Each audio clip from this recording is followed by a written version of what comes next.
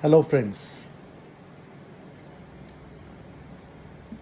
मुझे 35 वर्ष हो गए मेडिकल प्रैक्टिस करते हुए, और 35 वर्षों में सबसे तेज़ी से जिस बीमारी को बढ़ते हुए मैंने देखा है वो है anxiety, stress, tension, depression, phobia और कई तरीके के मानसिक रोग।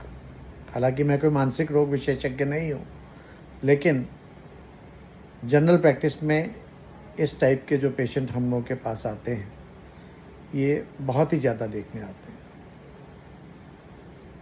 कई बार मैं सोचता हूँ कि ऐसा क्यों हो रहा है, और जब से अध्यात्म से जुड़ा हूँ तो मुझे इस प्रश्न के बहुत सारे जवाब बड़ी आसानी से मिल जाते हैं कि इसका रूट कॉज क्या है। मित्रों, सबसे इम्पॉर्टेंट चीज़ ये है कि किसी भी आदमी को टेंशन, डिप्रेशन क्यों हो रहा है। क्योंकि जो आज का मनुष्य है, एक तो पहली बात यह है कि उसकी ज़रूरतें बहुत बढ़ गई हैं। पुराने ज़माने में हम लोग बहुत कम साधनों के साथ बड़े खुश रहा करते थे।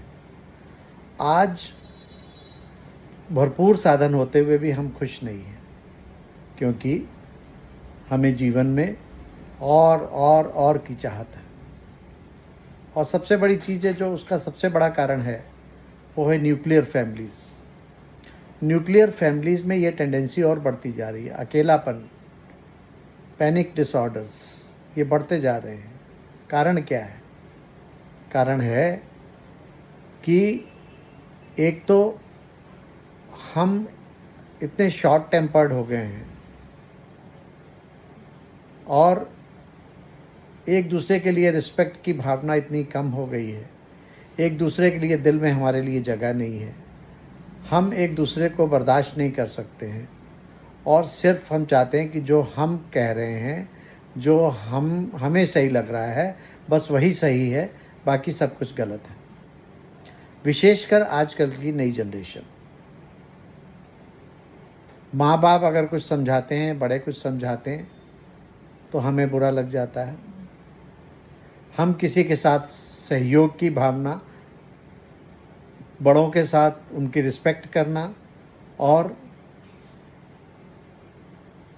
कोई अगर हमारी बात काटता है तो वो हमको बुरा लगना, ये सब चीज़ें हमें पसंद नहीं है। और यही कारण है कि हम छोटी छोटी बातों को लेकर तनाव में आ जाते हैं, टेंशन में आ जाते हैं। ये तो हो गई स्थूल बातें, जो हमारे सर्कमस्टांसेस, हमारे जो एक्सटर्नल फैक्टर्स हैं। लेकिन जो इंटरनल फैक्टर्स हैं उसकी तरफ किसी का ध्यान नहीं है। और वो इंटरनल फैक्टर्स हैं कि हम अगर अध्यात्म की दृष्टि से देखें तो हम अपने आप को ही जान नहीं पाए हैं कि हम कौन हैं। अपने आप को ना जानना हमारे टेंशन का मुख्य कारण ही है, कि स्व पर अटेंशन ना होना। हम दूसरे की कमियों को तो ढूंढते हैं, दूसरों की बातों से तो हर्ट हो जाते हैं, लेकिन मेरे भीतर क्या चल रहा है, मेरे अंदर कौन कौन सी शॉर्टकमिंग्स हैं, वो मुझे पता ही नहीं है। तो हर बात के लिए हम दूसरे को दोषारोपण करते हैं और उन बातों को लेकर स्ट्रेस में आ जाते हैं। अगर हम स्वचिंतन करें कि मैं कौन हूँ, और मुझे पता लग जाए कि मैं वास्तव में, मेरे जो मूलभूत गुण हैं आत्मा के, पहली बात तो ये पता होना चाहिए कि मैं शरीर नहीं, वास्तव में आत्मा हूँ। मेरी जो एंटाइटी है वो आत्मा है। और अगर मैंने अपने आत्मिक स्वरूप को पहचान लिया तो फिर मुझे ये भी पता लग जाएगा कि मेरी आत्मा के मूलभूत गुण कौन से हैं। प्रेम, सुख, शांति, आनंद, पवित्रता, शक्ति, ज्ञान, ये सब आत्मा के मुख्य गुण हैं। लेकिन अगर ये आत्मा के मुख्य गुणों का मुझे पता नहीं है तो मैं भूल जाता हूँ कि आत्मा का मूलभूत गुण अगर खुशी है, प्रेम है, तो इससे मुझे कोई फिर फर्क नहीं पड़ना चाहिए कि सामने वाला मुझे प्रेम दे रहा है, खुशी दे रहा है कि नहीं दे रहा है। अगर सामने वाला कोई मुझे गलत बात कहता है तो उसका प्रभाव मेरे मन पर अगर नहीं आएगा, तब नहीं आएगा जब मैं स्वयं को आत्मा समझूंगा और आत्मा के मूलभूत गुणों को जान सकूंगा। अगर जान जाऊं कि मैं आत्मा हूं और मेरा मुख्य गुण जो है, आत्मा का मूलभूत गुण जो है, इनेट वर्च्यू जो है, वो है खुशी, प्रेम, तो फिर सामने वाला अगर कुछ कहेगा भी तो उसका प्रभाव मेरे मन पर नहीं आएगा, क्योंकि मैंने स्वयं को आत्मा समझा है और उस आत्मिक दृष्टिकोण से मैं सामने वाले को भी आत्मा समझता हूँ। और अगर वो कुछ मुझे क्रोध से कुछ कह भी दिया तो मैं उसका जवाब क्रोध से ना दूंगा, क्योंकि वो मुझे दुख देने की प्रयत्न कर रहा है, लेकिन मैं दुख लूंगा ही नहीं। और जब मैं दुख नहीं लूंगा तो मैं दुखी नहीं होऊंगा, और दुखी नहीं होऊंगा तो टेंशन में नहीं आऊँगा, और टेंशन में नहीं आऊँगा तो मुझे टेंशन नहीं तो होगा तो मुझे स्ट्रेस नहीं होगा, डिप्रेशन नहीं होगा। और ज़्यादा क्रोध में हम क्या होता है, क्रोध में हम खुद को जलाते हैं। जो क्रोध जिसने किया या जिसने हमें कोई अपशब्द किए वो कहकर चला गया, लेकिन हम घंटों उसको लेकर सोच विचार कर कर कुढ़ते रहते हैं, तनाव में आ जाते हैं। और जब ये चीज़ें बार बार होने लगती हैं, हम बार बार सामने वाले का दिए हुए स्टिमुलस को ग्रहण करते रहते हैं, तो फिर हम मानसिक रोग से रोगी हो जाते हैं। मानसिक रूप से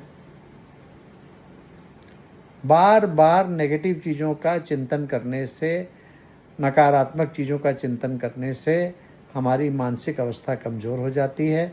हम तनाव में आने के कारण जीवन में फिर क्या कहते हैं, दुख को अपने जीवन का हिस्सा मान लेते हैं।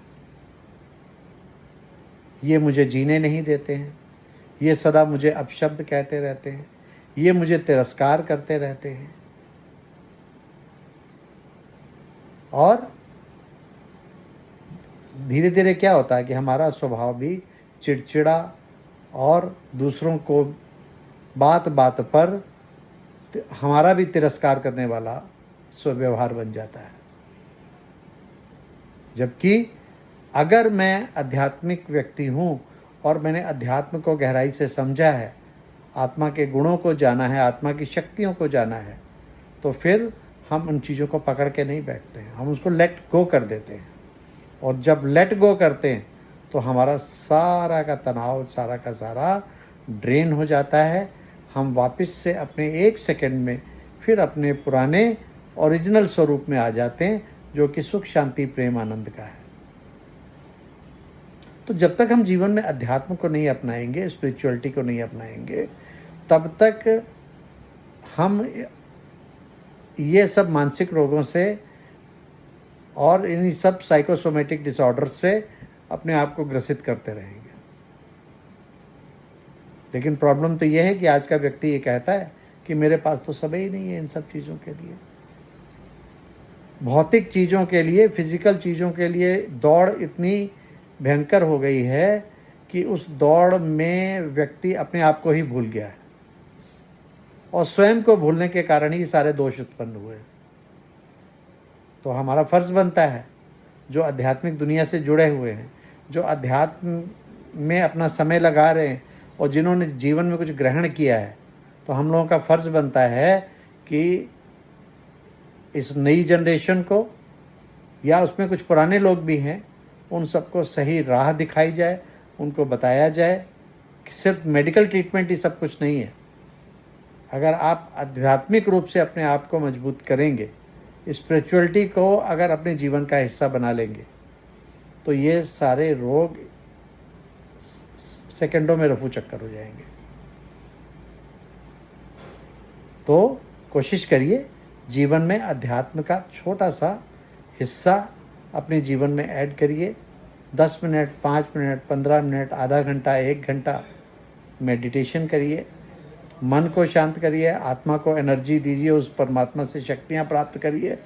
और जब हम शक्तिशाली हो जाएंगे तो फिर ये छोटी छोटी बीमारियाँ पेपर टाइगर के समान हैं, कुछ नहीं, देखने में बहुत बड़ी लगती हैं, लेकिन हम अगर मानसिक रूप से मजबूत हो जाएं तो ये सब कुछ भी नहीं है। तो जो भी आपको अच्छा लगता है, किसी भी संस्था में जहाँ मेडिटेशन आपको अच्छी तरीके से सिखाया जाता, मैं तो आपको ब्रह्मा कुमारी इसको सजेस्ट करूँगा, लेकिन जहाँ पर सबसे स्ट्रांगली आपको मेडिटेशन सिखाया जाता है और अपने आप को पहचानने का सत्य मार्ग बताया जाता है। बाकी आपको जो भी संस्था अच्छी लगे, लेकिन कम से कम अध्यात्म को अपने जीवन का हिस्सा बनाएं, तो आपका जीवन पहले से कुछ ना कुछ ज़रूर बेटर हो जाएगा। अच्छा दोस्तों, ओम शांति।